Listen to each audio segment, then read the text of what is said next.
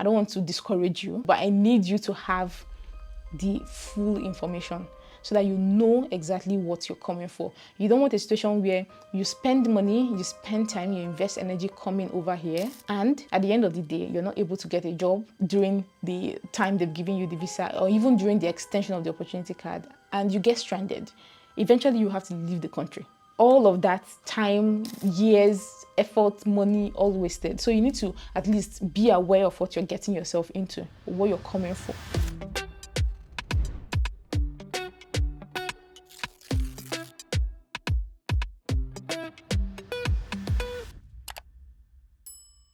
Hey guys, welcome to Adaz Place. My name is Ada, and if you're new to this channel, welcome. If you're an old-time subscriber, thank you so much for keeping me in the game. In this video, we're going to be answering some of the questions I have received based on the videos I'd made on the opportunity card. In case you missed it, Germany has launched a new opportunity card to enable skilled immigrants coming to Germany and work. I created a couple of separate videos discussing the topic. I talked about what the opportunity card is for. I also talked about how you can calculate your points in order to know if you qualify for the opportunity card. You can go check out those videos, but in this particular video, I want to answer some questions that I have received over time on those two videos. So starting off strong, the first one is the duration of the visa. In fact, I have seen various posts online. In fact, not various, like a particular guy. Let me not lie. I've seen one particular guy that made a post, I think on Twitter, saying that the duration of the opportunity card is for 6 months. I would like to point out here that that says false. In fact, this information is actually on the opportunity card website. So you can actually go and get everything you need there, at least to a large extent. However, there's still a little bit of, things depending on, on case by case basis that might not be very clear. And that's what this video is here to, address. You should also be aware that nobody is an expert on the opportunity card because it's a new kind of visa that's been introduced. There's no past experience on it in Germany. So people are coming to tell you what they know so far based on the information that is on the website. However, you should be able to do particular research by yourself. And in my own experience of living in Germany and my own experience of applying for various visas and residence permits here, Germany is very case by case, if I do say so myself, because yes, you might need so and so thing, but by the time you go for the appointment, the person that is attending to you might not ask you for every single thing. So you might be very lucky to not, get asked certain things or not. However, it's always better that you're prepared. Now, speaking of preparation, let's first talk about the issue on the duration of this visa. On the website, it is clearly stated that you're given 12 months on the opportunity card, not 6 months. I don't know where the 6 months was coming from. It's 12 months, and there is a possibility of an extension of the opportunity card. So they give you 1 year at first and hoping that you can get a job. Once you get a job, you switch from the opportunity card visa to a normal work permit or an EU blue card. If you're not able to switch within 1 year, you can go for an extension, and they can extend for up to 2 years. I hope that part is clear. Now, another person asked, what is the age duration per se? Like, if they're up to 45 years, will they still be allowed to apply? To the best of my understanding, you're still allowed to apply if you're up to 45. However, you would not receive a point based on your age. If you're less than 35, you get a point. But if you're more older, you don't get a point. But it does not stop you from applying. You can apply so long as you have the required 6 points. I hope that one answers. Now, let's talk about the means of livelihood.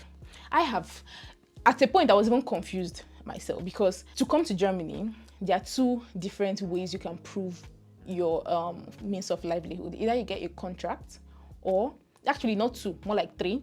Either you get a work contract, and the contract or the salary on that contract is enough to fend for your means of livelihood. Not as if they pay you any amount and it covers. No, if they pay you minimum wage, I don't think they'll be able to give you a visa on that. So you're supposed to have enough to cover for your means of livelihood. And how they use in checking this is the monthly payment if you have a blocked account. Now, the second one is the blocked account. The blocked account basically is you open an account in Germany, you fund it with a specific amount of money. Once you come to Germany, they begin to pay you that money monthly. Or you have a sponsorship letter. This, what we call sponsorship letter, is actually declaration of commitment, and someone that is legally resident in Germany and can afford to give you the letter, and then with that, your financial burden basically would be on this person. The person will take care of your financial needs. In the eyes of the government, the person is your sponsor. So these are the three different ways you can come to Germany if you're coming, as an immigrant, except maybe your spouse, is working here and you can be on their card. But this is for people that come independently. Now, at first, when I was making a research on the opportunity card, I didn't see the option of the declaration of commitment, although I just thought, okay, it makes sense for that to be requested for, right? However, now I'm coming to confirm that you can use the declaration of commitment. So it's either you have a work contract in a company in Germany that pays at least a certain specific amount of money, or you have the blocked account. We're going to talk about the blocked account amount because it's different now. Or you have a sponsorship letter. When I checked the website of the embassy in Ghana, I saw that they accept the sponsorship letter.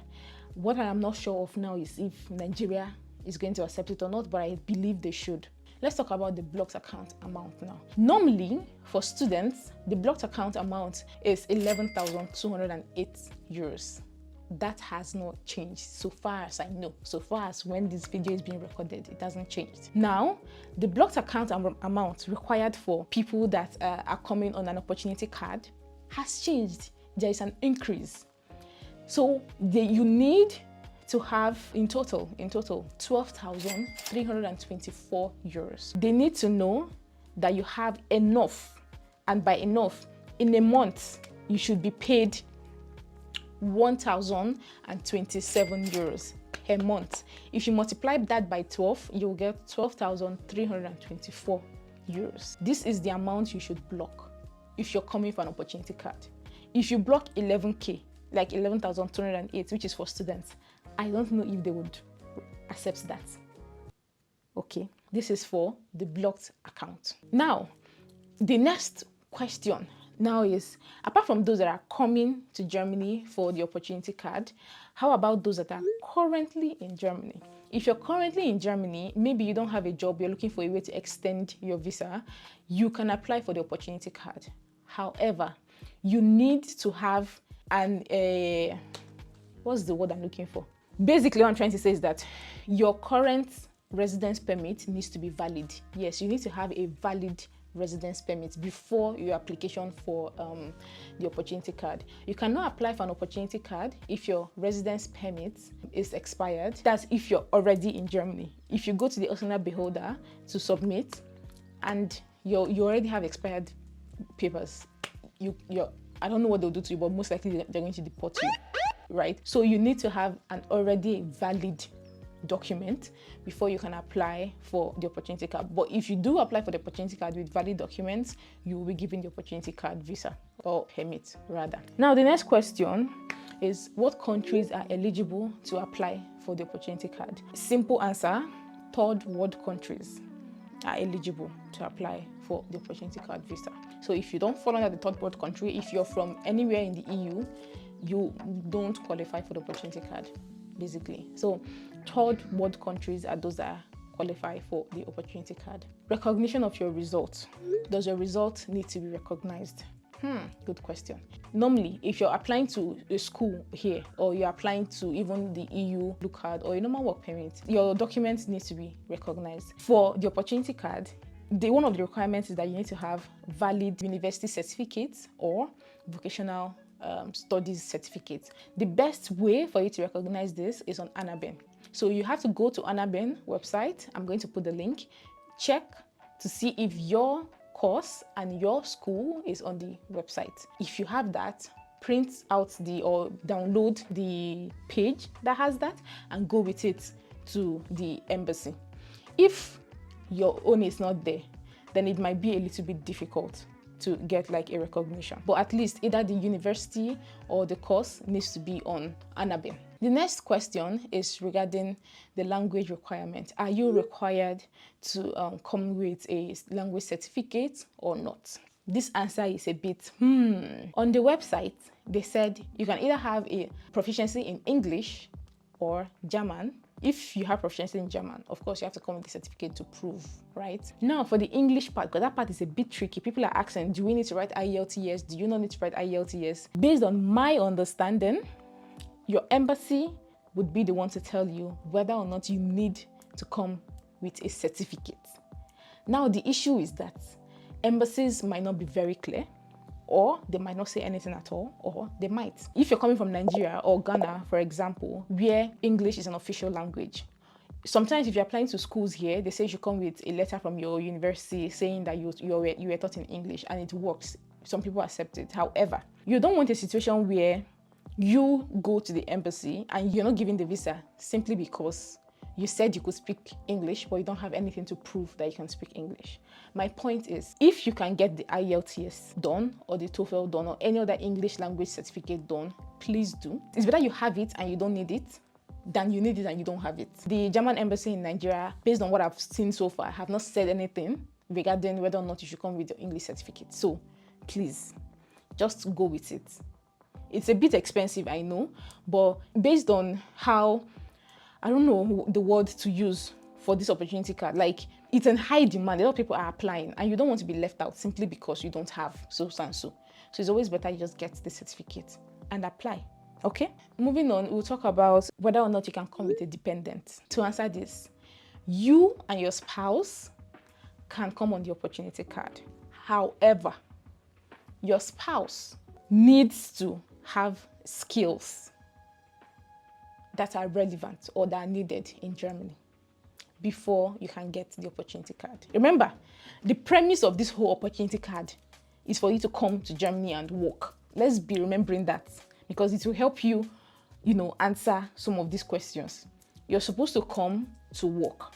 So if you're coming with your partner and yourself should have the skills required to at least look for a job and in hopes that you successfully find. If you want to know if you can come with your children, to the best of my knowledge, cannot come with you because you don't have the means to fend for yourself. How much more fending for your kids? And your kids might not be allowed to work because they are children. So if, for instance, you're in tech and your babe is also a tech person, both of you can apply for the opportunity card and both of you have a chance of getting it. But if you're in tech, your partner does not have any skills at all.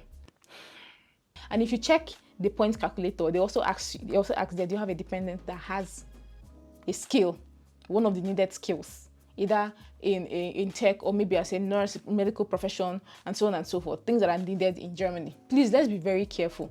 You don't want a situation where you bring your children here and in fact, they can't even give you visa to bring your children. The only way they can give you visa to come with your children and be on your permit is if you already have like a full-time job and you're not coming on an opportunity card, you're coming on a work permit or you're coming on an EU blue card. Maybe when you come over and you're able to get a job and you switch from an opportunity card to an EU blue card, then you can bring your kids, because with that you believe that you have enough money to take care of both yourself and a dependent, either your wife or your kids. The last question is regarding salary requirement for a part-time job. Now, the salary requirement for a part-time job, again, is at least 1,027 euros. If you have that much, or if you can get a job that can pay you at least that net, so not gross. Net is after the tax has been taken out. Of course, if you're on a part-time work contract, you don't pay full taxes and full social securities. They kind of slash it for you, but at least for your net, you should be able to have at least 1,027 euros. If you're able to have that or and above, at least that amount, you're fine. You should be able to cover for your expenses. Because to be honest, you don't want a situation where you come here and you're not sure how to fend for yourself. I don't want to spoil anybody's vibe, or I don't want to discourage you. But I need you to have the full information so that you know exactly what you're coming for. You don't want a situation where you spend money, you spend time, you invest energy coming over here, and at the end of the day, you're not able to get a job during the time they've given you the visa, or even during the extension of the opportunity card, and you get stranded. Eventually, you have to leave the country. All of that time, years, effort, money, all wasted. So you need to at least be aware of what you're getting yourself into, what you're coming for, okay?